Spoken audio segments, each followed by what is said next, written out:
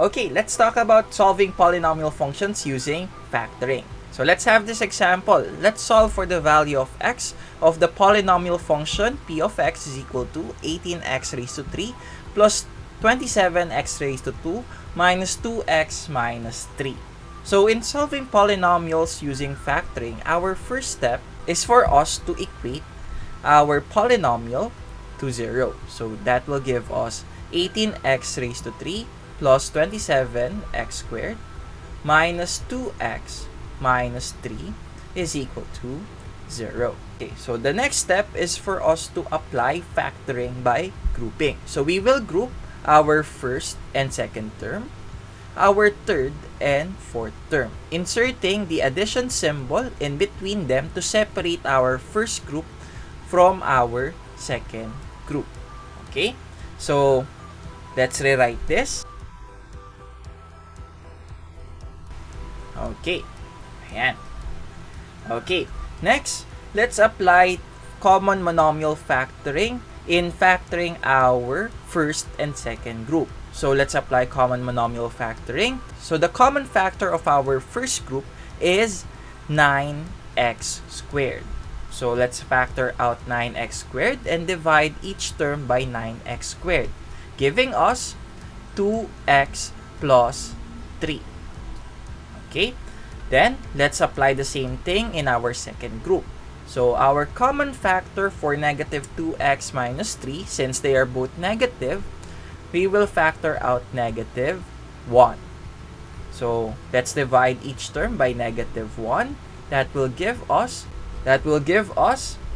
2x plus 3. Okay, so knowing that we have a common factor, 2x plus 3, let's factor that out. So we will have 2x plus 3. And our other factor will be 9x squared minus 1 is equal to 0. Okay?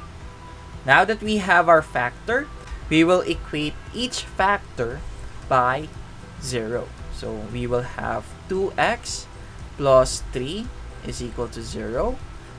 We have 9x squared minus 1 is equal to 0. Okay, let's solve for the value of x. Starting with the first equation. So transpose positive 3 to the other side, giving us negative 3. Divide both sides by 2. That will give us x is equal to negative 3 over 2. Next, let's proceed to our second equation. So transpose negative 1 to the other side, giving us 9x squared is equal to 1. Divide both sides by 9. So we can cancel this. So we have x squared is equal to 1 over 9. Let's get the square root of both sides. Okay. So, applying the square root property, we need to get both positive and negative roots of square root of 1 over 9. Now, what is the square root of 1? That is 1. The square root of 9 is 3. So we will have positive negative 1/3. And again, when we simplify the square root of a fraction, we get the square root of both numerator and denominator. Now that we have our value of x, okay, let's finalize our answer. So the value of x of this polynomial function will be equal to negative 3 over 2, positive 1/3, and negative 1/3. And that will be our final answer. Ta-da! Alright. And that is it. If you like this video, give it a thumbs up. If you have comments, questions, recommendations, suggestions for my next video, please leave them in our comment section below. Share this video and subscribe. And for more videos like this, you can go to my channel, Teacher Justin. And that is it for today. Again, I'm Teacher Justin. Goodbye, God bless, and stay safe. See you on my next video. Peace.